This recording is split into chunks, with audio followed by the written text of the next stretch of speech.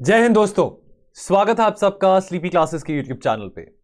तो दोस्तों आज है 24 जनवरी। तो 24 जनवरी को दोस्तों तीन इंपॉर्टेंट एडिटोरियल्स मुझे लगे from the Hindu and the Indian express, जिसकी आज हम चर्चा करेंगे, एनालिसिस करेंगे। तो दोस्तों टॉपिक्स आपके सामने हैं। एक हमारा एडिटोरियल रहेगा जो GS2 से पर्टिनेंट है। ये जो आर्टिकल है unease of doing business Indian express में जो है, ये हमारा गवर्नेंस और इकोनॉमिक डेवलपमेंट दोनों ही टॉपिक्स को कवर करता है, यानी कि GS2 और GS3 को। और लास्ट का जो आर्टिकल है वो हमारा एनवायरमेंट रिलेटेड है, अ स्टेलर फैलेसी, ये हिंदू में आया है, ये GS3 के सिलेबस से पर्टिनेंट है।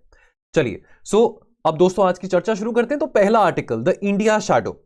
देखिए अब ये किस कंटेक्स्ट में आया है? ये आया है इस कंटेक्स्ट में that national security policy of Pakistan. तो दोस्तों अभी इस आर्टिकल को आगे बढ़ने से पहले आपको मैं बताना भी चाहूंगा कि 18 जनवरी को एक आर्टिकल आया था, the choice before Pakistan, written by C Raja Mohan. तो वो आर्टिकल जो था वो भी इसी से, नेशनल सिक्योरिटी पॉलिसी से रिलेटेड था। तो आप देख रहे हैं कि देखिए टॉपिक्स रिपीट होते रहते हैं। अब देखिए सी राजा मोहन के अपने व्यूज थे, इनके अपने व्यूज हैं, मोर और लेस कुछ ना कुछ हमको पॉइंट्स एक्स्ट्रा मिल जाते हैं। तो ये टॉपिक्स रिपीट होते रहते हैं, IR के हैं, गवर्नेंस के हैं, इन्वायरमेंट के हैं। तो अगर आप ये रेगुलरली वीडियोस देख रहे हैं, रेगुलरली फॉलो कर रहे हैं, तो आप इसका अगर ट्रैक रख रहे हैं तो इट्स गुड फॉर यू। आप इससे और आपको पॉइंट्स मिलते रहेंगे, ठीक है। अब इस आर्टिकल में देखिए बात तो वही करेगी, नेशनल सिक्योरिटी ऑफ पाकिस्तान। जैसे कि आप जानते हैं बहुत ही, देखिए वो पाकिस्तान जो मर्जी चाहे पॉलिसी बना सकती है, उनको कोई रोक तो नहीं सकता। आफ्टर ऑल वो अपने आप में सॉवरेन है। अब एक इंटरेस्टिंग बात कहो कि फनी बात बोलो, जैसे हमने पहले भी कहा था कि जी उनकी पॉलिसी कहती है कि जी आने वाले 100 साल में हम ना इंडिया से कोई लड़ाई नहीं करना चाहते, हम इंडिया के साथ बहुत पीस बना के रखना चाहते हैं, अमन शांति की बातें कर रहे हैं, एक्सेट्रा एक्सेट्रा। तो पाकिस्तान तो बहुत सारी बातें करता रहता है, लेकिन सवाल ये आता है कि आप कितना उस बात पे खड़े उतरोगे। अब उसके अलावा वो अपनी इकोनॉमी को बूस्ट करना चाहते हैं, इकोनॉमिक सिक्योरिटी की बात की जा रही है, कैसे पाकिस्तान को एक ट्रेड और कनेक्टिविटी हब बनाया जाए, कैसे एक्सट्रीमिज्म और टेररिज्म को रोका जाए। तो ये सब बातें तो वैसे बहुत अच्छी है, लेकिन दुनिया भर में जितने भी कमेंटेटर्स हैं, जो भी इंटरनेशनल रिलेशन के जो कॉलमनिस्ट हैं, उनका ये कहना है कि ये करेंगे कैसे, पाकिस्तान ये काम करेगा कैसे। बिकॉज पाकिस्तान में आपको भी पता है कि कंट्रोल किसके हाथ में है, वहां की सिविलियन गवर्नमेंट के तो हाथ में नहीं है। तो चाहे इमरान खान वहां के प्राइम मिनिस्टर बने, चाहे वहां के प्राइम मिनिस्टर नवाज शरीफ थे, कोई भी हो, लेकिन मेन कंट्रोल तो किसके पास है? मेन कंट्रोल तो आर्मी के पास है। तो अब ये होगा कैसे? The devil lies in its implementation. Policy बहुत एम्बिशियस है, लेकिन कैसे इस पॉलिसी को इंप्लीमेंट करेंगे, ठीक है। देखिए अब सबसे बड़ा मुद्दा क्या है, the elephant in the room की बात करें, सबसे बड़ा मुद्दा यह है कि देखिए पाकिस्तान अगर आपने आपको इकोनॉमिकली अगर बूस्ट करना चाहता है, इकोनॉमिक एक्टिविटीज में बूस्ट लेके आना चाहता है, तो यह बात तो तय है कि भाई वो इंडिया के साथ जब तक अपने रिलेशन नहीं सुधारता, तब तक पाकिस्तान में इकोनॉमिक बूस्ट नहीं आ सकता, इकोनॉमिक एक्टिविटी को रिवाइव नहीं मिल सकता।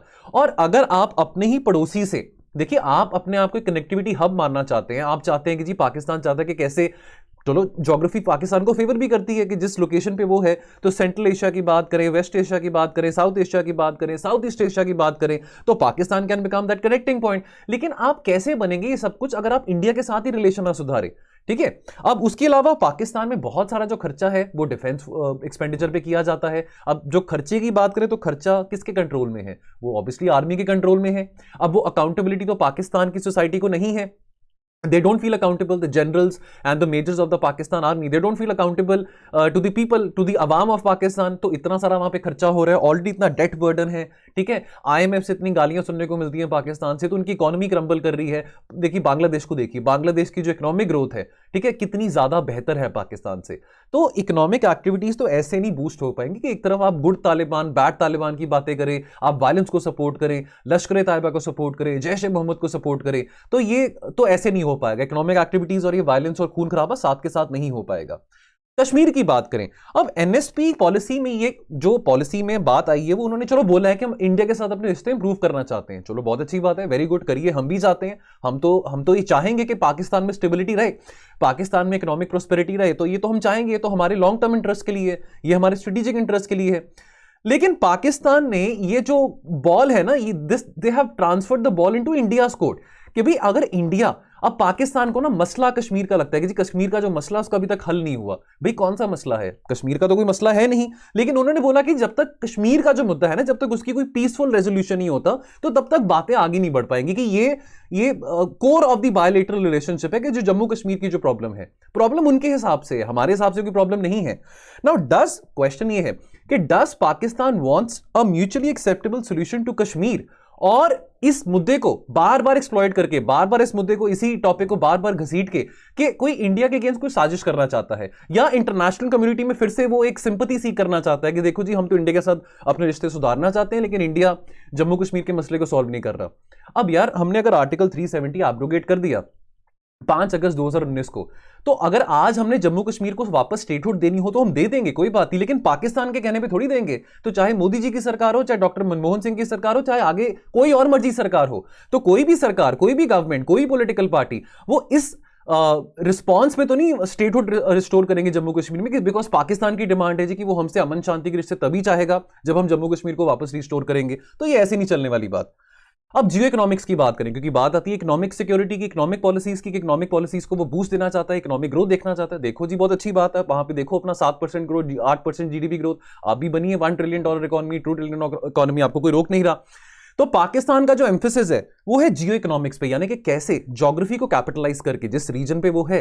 तो देखिए टेक्निकली तो पाकिस्तान, जैसे मैंने अभी बात बोली, geography favours Pakistan in the sense के अब साउथ एशिया की बात करें तो it lies at the junction. South Asia एक तरफ है, आपका सेंट्रल एशिया ऊपर है पाकिस्तान से, वेस्ट एशिया की बात करें आगे अगर चाहे तो पाकिस्तान अगर इतना तगड़ा हब बन सकता है, कनेक्टिंग हब बन सकता है, तो लिंकेजेस साउथ ईस्ट एशिया के साथ भी होंगे। तो ये सब बातें तो हैं, ठीक है, but between central and west Asia, beyond on one side and south east Asia beyond on the other, तो ये सब बातें हैं। बट अनफॉर्चुनेटली जो एनएसपी है, एनएसपी कहता है कि हम ना अपनी ईस्टवर्ड एक्सपेंशन, यानी कि पाकिस्तान के ईस्ट में क्या आ जाता है, पाकिस्तान के ईस्ट में इंडिया आ जाता है, कि हम ना इतनी ईस्टवर्ड कनेक्टिविटी इस करके नहीं कर पा रहे हैं क्योंकि इंडिया बीच में आ जाता है, अड़चन डाल देता है, ठीक है, बिकॉज इंडिया की रिग्रेसिव अप्रोच करके। यार सार्क का ब्लॉक है, सार्क में इतनी कंस्ट्रक्टिव बातें इतने सालों से करते आ रहे हैं, तो उसके बावजूद भी कोई हल नहीं निकला। उसके बावजूद भी पाकिस्तान को आज कन्वीनियंट लगता है इंडिया को ब्लेम करना कि जी इंडिया के करके हम ज्यादा ईस्टवर्ड एक्सपैंड नहीं कर पा रहे हैं, जबकि the fact of the matter is कि कितने सारे हम नेचुरल रिसोर्सेज, गैस रिजर्व्स हम टैप कर सकते हैं सेंट्रल एशिया से। आपका तापी पाइपलाइन प्रोजेक्ट, आपका आईएनएसटीसी, वो क्यों नहीं हो पा रहा? बिकॉज पाकिस्तान बीच में है। तो Pakistan is an obstacle for India so that India can integrate more with the central Asian region, and look at Pakistan that they are blaming India कि जी आपके कारण हमारी एक्सपेंशन नहीं हो पा रही है, ठीक है। अब देखिए, अब खून, अब देखिए, आप बातचीत खून खराबे के साथ तो नहीं कर सकते। मोदी जी ने बहुत क्लियरली कहा था कि बम बंदूक के साथ आप बातचीत करिए, डायलॉग्स करिए, वो अप्रोच तो नहीं चलेगी। तो पुलवामा टेरर अटैक के बाद, ठीक है, पुलवामा टेरर अटैक जो 2019 में हुआ था, ठीक है, तो हमने एमएफएन स्टेटस विड्रॉ कर लिया था, ठीक है। अब पाकिस्तान ने चलो हमने करना भी था, अब आफ्टर ऑल हम ये तो नहीं चाहेंगे ना कि एक तरफ आप हमारे जवानों को मारिए, उनको शहीद करिए, और साथ के साथ हम आपके साथ क्रिकेट खेल रहे हैं, आपके साथ बैठ के बिरयानी खाएं, आपके साथ बैठ के ट्रेड करें, ठीक है। तो हम ये तो नहीं चाहेंगे। पीपल टू पीपल रिलेशन अपनी तरफ है, क्रिकेट वगैरह वो अपनी तरफ है, cricket diplomacy and all that, लेकिन हम ये भी तो चाहेंगे ना कि हमारे आप आर्म्ड फोर्सेस के ऊपर ऐसे अटैक नहीं कर रहे हैं। तो हमने चलो विड्रॉ कर दिया एमएफएन स्टेटस। तो पाकिस्तान उसके बाद 6 महीने के बाद, चलो फरवरी 2019 के बाद अगस्त 2019 से जब हमने आर्टिकल 370 एब्रोगेट किया, तो पाकिस्तान ने उसकी गुस्से में आके कि जी आपने आर्टिकल 370 एब्रोगेट कर दिया तो ट्रेड ही सस्पेंड कर दिए। तो ट्रेड सस्पेंड करना पाकिस्तान का इंडिया के साथ, इससे किसको नुकसान हो रहा है? हमको तो नुकसान नहीं हो रहा ना, पाकिस्तान को नुकसान हो रहा है, उनकी इकोनॉमी को नुकसान हो रहा है, इंडिया की इकोनॉमी को नहीं हो रहा। Now should India take Pakistan NSP seriously? तो देखिए यहां पे दो बातें आती हैं that we need to take note of this national security policy of Pakistan for 2 reasons. पहली बात कि देखिए पाकिस्तान में इकोनॉमिक चैलेंजेस हैं, गंभीर इकोनॉमिक चैलेंजेस हैं, तो डेफिनेटली पाकिस्तान में इकोनॉमिक स्टेबिलिटी रहे, इकोनॉमिक ग्रोथ हो, वहां पे ज्यादा सेक्टेरियनिज्म ना हो, वहां पे ज्यादा वायलेंस ना हो, तो ये हमारे लॉन्ग टर्म इंटरेस्ट के लिए है। हम ये चाहेंगे कि साउथ एशिया में, देखिए अगर पाकिस्तान स्टेबल है, अफगानिस्तान स्टेबल है, तो south Asia is a peaceful area, लेकिन जब तक पाकिस्तान अफगानिस्तान में इंस्टेबिलिटी है तो south Asia is very volatile. दूसरी बात कि अब ऐसा लगता है कि कुछ लोग हैं पाकिस्तान में जिनको थोड़ी अब अकल आई है, शायद समझ आई है कि भाई हमको फायदा है, यानी कि पाकिस्तान के लोगों को कुछ समझ आई कि हमको फायदा है अगर हम इंडिया के साथ स्टेबल रिलेशन बना के रखें। तो जो आर्टिकल 18 जनवरी को हमने डिस्कस किया था सी राजा मोहन का, द चॉइस बिफोर पाकिस्तान का, तो उसमें हमने ये भी डिस्कस किया था कि आज के टाइम पे पाकिस्तान का कोई फ्रेंड नहीं है। अगर हम गल्फ मोनार्कीज की बात करें तो वो पाकिस्तान के साथ एक डिस्टेंस मेंटेन कर रहे हैं। तालिबान की बात करें तो तालिबान खुद ये बात कह रहा है दैट लुक हम ये नहीं चाहते कि हम पाकिस्तान का कोई एक, यानी हम ये नहीं चाहते कि हम कोई सरोगेट है पाकिस्तान के, वो भी ये पोर्ट्रे नहीं करना चाहते हैं, ठीक है। यूएस की बात करें तो यूएस, जो बाइडेन ने तो अभी तक कॉल ही नहीं किया इमरान खान को जब से वो प्रेसिडेंट बने हैं। तो एक जो उनका कटकटा के फ्रेंड रहा है तो चाइना ही है। तो पाकिस्तान के भी लॉन्ग टर्म ऑब्जेक्टिव्स में है कि वो अपने रिलेशंस इंडिया के साथ सुधारे। तो हम देख रहे हैं, we are waiting and watching कि कैसे पाकिस्तान रिएक्ट करता है।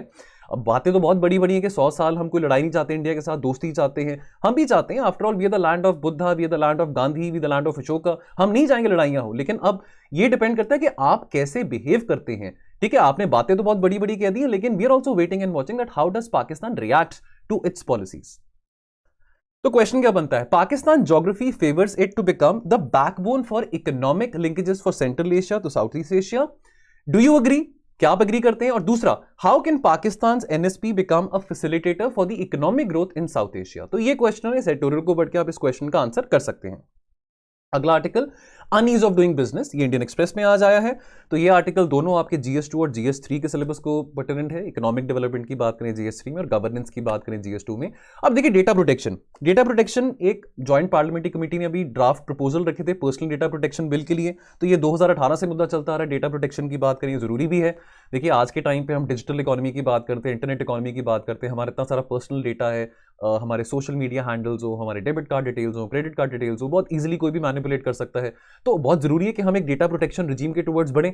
तो अब यहां पे क्या बात करी जा रही है कि देखिए अब डेटा प्रोटेक्शन रिजीम में, देखिए डेटा प्रोटेक्शन बिल में क्या बातें थी वो यहां पे डिस्कस नहीं की गई है। ये बातें डिस्कस करी गई कि डेटा प्रोटेक्शन बिल में जो बातें हैं कैसे वो डेटर कर सकता है ईज ऑफ डूइंग बिजनेस को। कुछ यहां पे ऐसे कुछ इश्यूज रेस करे गए हैं कि भाई यहां पे सरकार की जो इच्छा, जो मंशा है, चलो ठीक है रेगुलेशन हो, प्राइवेट डेटा प्रोटेक्शन हो, लेकिन क्या कहीं यहां पे जो क्लॉजेस हैं कोई ओवर रेगुलेशन की बात तो नहीं कर रहे हैं। ठीक उसी तरह जैसे 1991 से पहले हम इंस्पेक्टर राज की बात करते थे, बिफोर लिबरलाइजेशन प्राइवेटाइजेशन। तो क्या हमारा जो नेसेंट इलेक्ट्रॉनिक मैन्युफैक्चरिंग सेक्टर है, हमारी डिजिटल इकोनॉमी की बात करें, इंटरनेट स्टार्टअप्स की बात करें, क्या वो इस इन पर्टिकुलर प्रपोजल से वो सफर तो नहीं करेंगे? तो इस बात की चिंता यहां पे जताई गई है। ठीक है, अब देखिए बिल प्रिंसिपली तो ये सीख करता है कि कैसे हमारा जो पर्सनल डेटा उसको रेगुलेट किया जा सके और कैसे हम एक प्राइवेसी प्रोटेक्शन रिजीम में मूव कर सकें। यूरोपियन यूनियन ने भी किया है, बहुत सारी कंट्रीज अपने सिटीजन का डेटा प्रोटेक्ट करना चाहते हैं। We are a sovereign nation, हमारा डेटा भी सॉवरेन है, right to respect, right to privacy. तो हमारा डेटा कहीं और क्यों शेयर हो? तो बिल्कुल सही बात है। और उसके साथ साथ हम ये भी बहुत बार ये बात सुनते रहते हैं कि innovation, aspiration, demographic dividend, demand, ये बहुत क्रूशियल इंडिकेटर्स रहेंगे कि कैसे हम $5 ट्रिलियन इकोनॉमी के टुवर्ड्स मूव करें। अभी हम $3 ट्रिलियन इकोनॉमी है, तो 5 ट्रिलियन हो, 10 ट्रिलियन हो, तो ये बहुत ज्यादा डिपेंड करेगा कि हमारा जो एंटरप्रेन्योरियल इकोसिस्टम है, जो डिजिटल इकोनॉमी है, वो कैसे शेप लेती है। However, can the proposed data protection bill become an obstacle, can become a रुकावट to the ease of doing business in India? तो ये बात यहां पे डिस्कस करी गई है। तो आइए देखते हैं। Expansion of regulatory state. Now, the proposals which are made by the Joint Parliamentary Committee, now they are certain, ये कह रहे हैं, इसमें ऑथर कह रहे हैं कि शायद जो हमने कुछ बेनिफिट्स देखे हैं पिछले कुछ सालों में because of the progressive policies of the successive governments, चाहे हम यूपीए की बात करें, चाहे हम एनडीए की बात करें, because of the progressive policies of successive government, क्या हम वो कोई गेन्स जो हमने the gains which we have made in the last shall be say 20-25 years, क्या हम वो अंडू तो नहीं कर देंगे? Now the burden of the onerous regulation, तो ऐसा माना जा रहा है कि इसमें जो प्रपोजल दिए गए हैं बहुत ज्यादा स्ट्रिक्ट हैं, बहुत ओवरली कंप्लायंस की यहां पे बात करी गई है। अब ये जो ओवर रेगुलेशन की बातें हैं ना, this can be very very detrimental, this can be very dangerous, specially for the new entrants. देखिए अब हम स्टार्टअप्स की बात करते हैं, ठीक है, हम युवा शक्ति की बात करते हैं, आज के टाइम पे हम जॉब क्रिएशंस की बात करते हैं, ठीक है। तो सरकार इस तरह की पॉलिसीज लेके आ रही है, make in India, startup India, stand up India, कि कैसे लोग जॉब क्रिएटर्स बने rather than being job seekers. अब देखिए ये तो आइडियाज हैं, इनोवेशंस हैं। तो आज के टाइम में देखिए इंटरनेट के बिना, टेक्नोलॉजी के बिना तो कोई बिजनेस स्टार्टअप नहीं हो सकता, ठीक है। अब कितने सारे हमारे सामने एग्जांपल्स आए पिछले 2 साल में, यूनिकॉर्न कंपनीज की बात करें, यानी कि $1 बिलियन कंपनीज, या डेकाकॉन्स की बात करें। अब वो आइडियाज तो युवाओं से ही आ रहे हैं, यंगस्टर से ही आ रहे हैं, आप जैसे लोगों से ही आ रहे हैं। तो अगर ये बिल को अगर हम अडॉप्ट करते हैं, अब इसमें जो ओवर रेगुलेशन जो है ऑफ डेटा प्रोटेक्शन, तो क्या ये डेटर करेगा जो स्टार्टअप आइडियाज हैं, जो हमारा स्टार्टअप इकोसिस्टम है, जो एंटरप्रेन्योरियल इकोसिस्टम है, तो वो कैसे डेटर कर सकता है? अब यहां पे क्या क्या एरियाज ऑफ कंसर्न है उस पर बात करते हैं। तो पहली बात तो यहां पे इसमें फ्रेमवर्क में बात की गई है सेंट्रलाइज्ड डेटा प्रोटेक्शन अथॉरिटी की। तो ये सेंट्रलाइज्ड डेटा प्रोटेक्शन अथॉरिटी, ये इसके होते हुए जो हमारा डेटा है, सिटीजन्स का डेटा है, यानी कि आपका जो सॉवरेन डेटा है, पर्सनल डेटा है, जी we are a sovereign country, तो हमारा पूरा अधिकार है और हमारा एज सिटीजन्स ऑल्सो पूरा अधिकार है कि हमारी जो प्रिवेसी है वो मेंटेन रहे, प्रिवेसी वायलेट ना हो।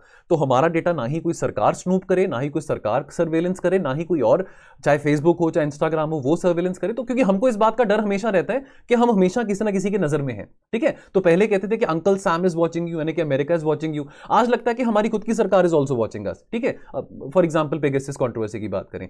लेकिन अब इस बिल में जो डेटा प्रोटेक्शन अथॉरिटी की बात करी गई है, अब यहां पे अब ठीक है, transfer of data to third party, यानी कि टू ओवरसीज, अगर मान लीजिए हम फेसबुक की बात करें, इंस्टाग्राम की बात करें, तो जो डेटा हमारा है वो ओवरसीज कंपनीज को ट्रांसफर नहीं किया जा सकता।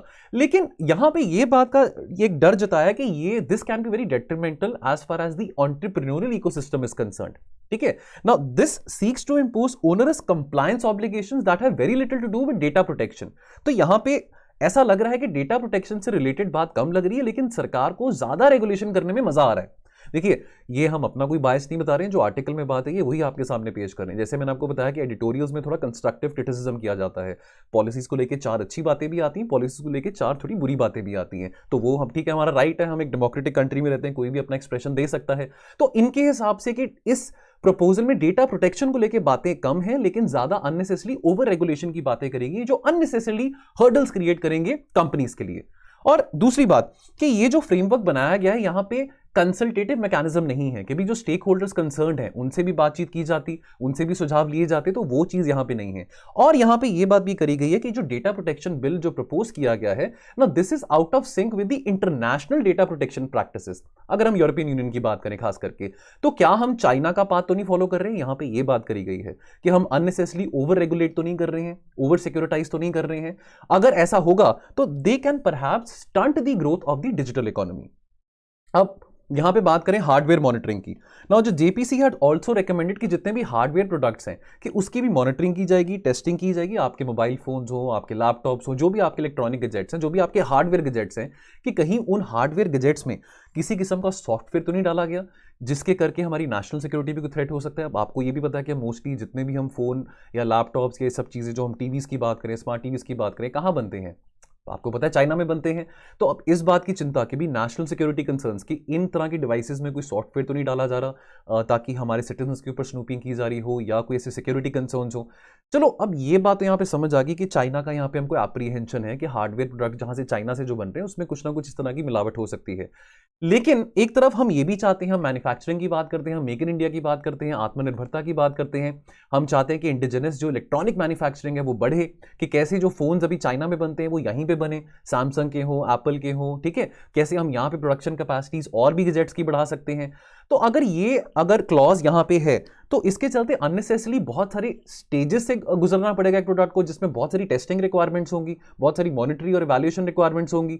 तो ऑलरेडी अभी हमारे पास ब्यूरो ऑफ इंडियन स्टैंडर्ड्स है, बीआईएस की बात करते हैं, तो बीआईएस ने ऑलरेडी कुछ टेस्टिंग रिक्वायरमेंट सेट करी हुई हैं। तो ये ड्यूप्लीकेशन क्यों कि ऑलरेडी जब बीआईएस ने टेस्टिंग रिक्वायरमेंट सेट करी हुई है of the hardware products, quality management की बात करें, क्वालिटी कंट्रोल की बात करें, तो एक और लेयर ऐड करना through this bill, now this can be very detrimental. This will cause an unfair burden on a sector that holds promise for Indian electronics manufacturing companies. कितनी जॉब्स क्रिएट की जा सकती हैं, कितना पोटेंशियल है। लेकिन इस सब के चलते जो इन्वेस्टर्स होंगे वो फिर डरेंगे इन्वेस्ट करने के लिए इंडिया में, और उसे जॉब क्रिएशन भी नहीं हो पाएगा कि जब अगर उनके जो प्रोडक्ट्स यहाँ पे बन रहे हैं उन प्रोडक्ट्स को इतनी लेयरिंग ऑफ टेस्टिंग से गुजरना पड़े, तो unnecessarily why would an investor want to invest over here. Conclusion: this approach of breathing down the neck of digital businesses is unknown to any data protection regime। और किसी country में इतने strict data protection regime policies नहीं है जितनी India में भी propose करी गई हैं। ये जो अननेसेसरली जो कंप्लायंस क्लॉजेस यहां पे इंट्रोड्यूस करे गए हैं, this can act as a deterrent to the participation, to the fulsome participation of the investors even sitting abroad in the Indian market. ठीक है, now this proposal would give the technology companies a reason to pause as they seek to grow in India.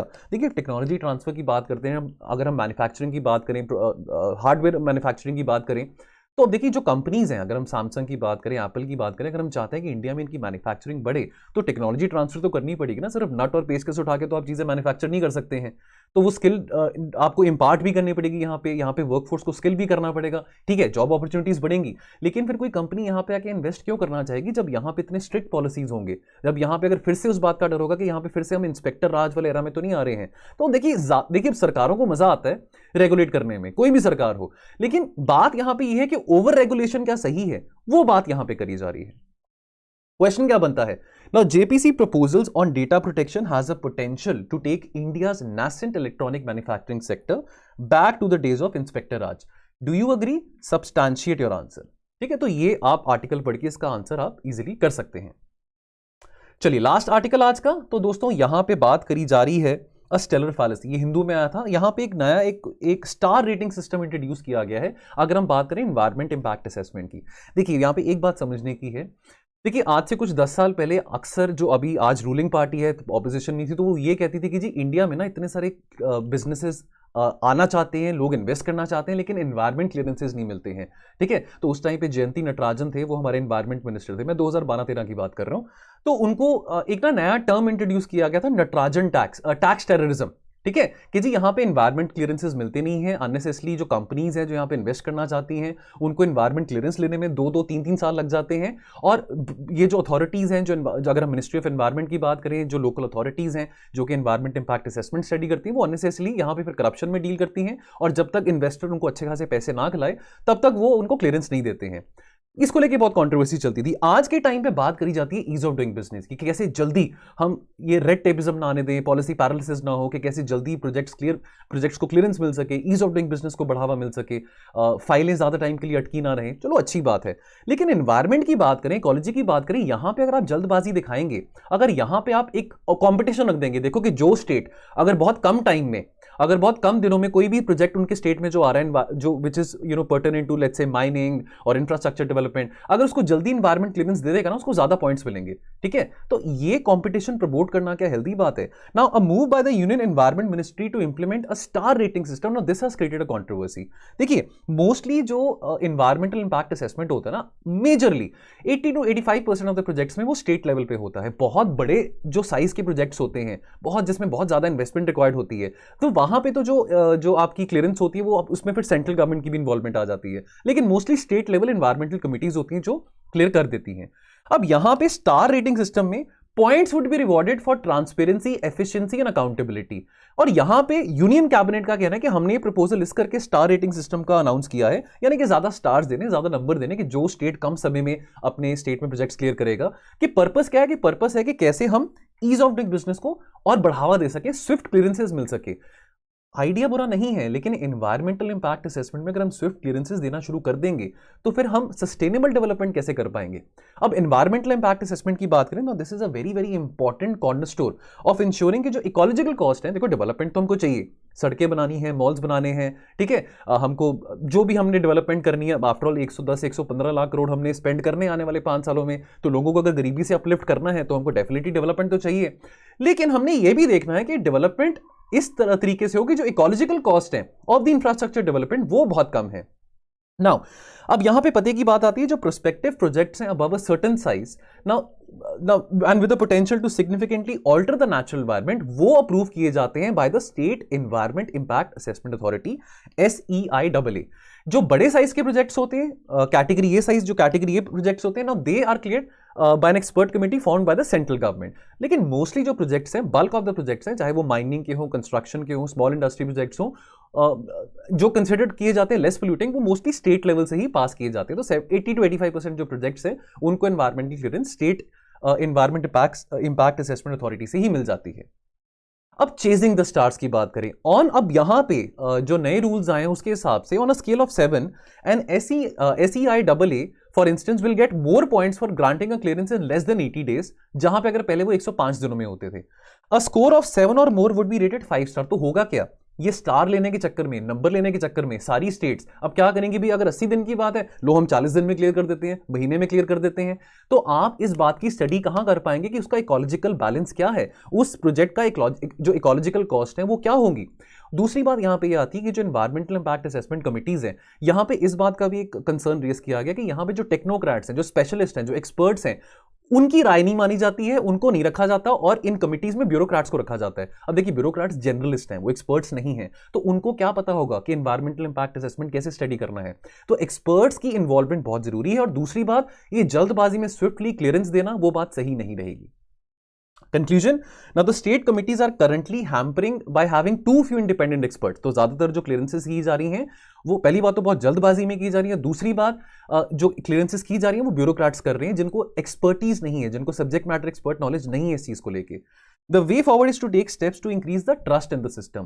This must be ensured that all states have experts sitting in their panels जो कि इन projects को from the time to time appraise कर सकते हैं। और इतनी जल्दी भी क्या है, अगर चलो 100 दिन भी लगते हैं, 120 दिन भी लगते हैं, लेकिन जनरली इस प्रोजेक्ट को स्टडी करना भी तो जरूरी है ना। जल्दबाजी में आके आप क्लियरेंस दे देंगे तो उससे किसका नुकसान होगा।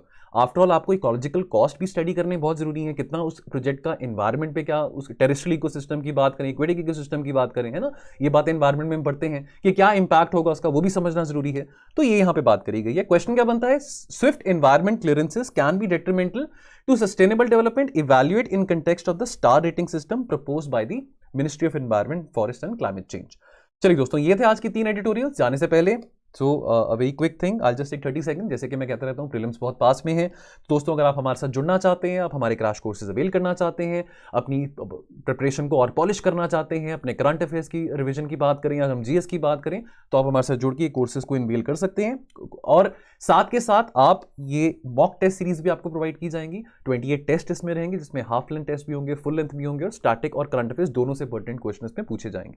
ठीक है, ये कॉम्प्रिहेंसिव क्रैश कोर्स है जहां पे आपका जीएस की और करंट अफेयर्स की, दोस्तों करंट अफेयर्स की जो आपकी कॉम्प्रिहेंसिव रिवीजन होगी ना, वो 16 महीनों की होगी, जनवरी 2021 से लेके आपका अप्रैल 2022 तक का। तो आप ये कोर्सेज अवेल कर सकते हैं। नंबर पे कॉल करिए और इन्फॉर्मेशन लेने के लिए आप वेबसाइट पे विजिट करिए, एनरोल करिए, इससे पहले देर हो जाए। तो ठीक है दोस्तों, आज के लिए इतना, बाकी मिलेंगे कल और एडिटोरियल्स के साथ। तो आप अपना ख्याल रखिए और पढ़ते रहिए। थैंक यू सो मच, जय हिंद।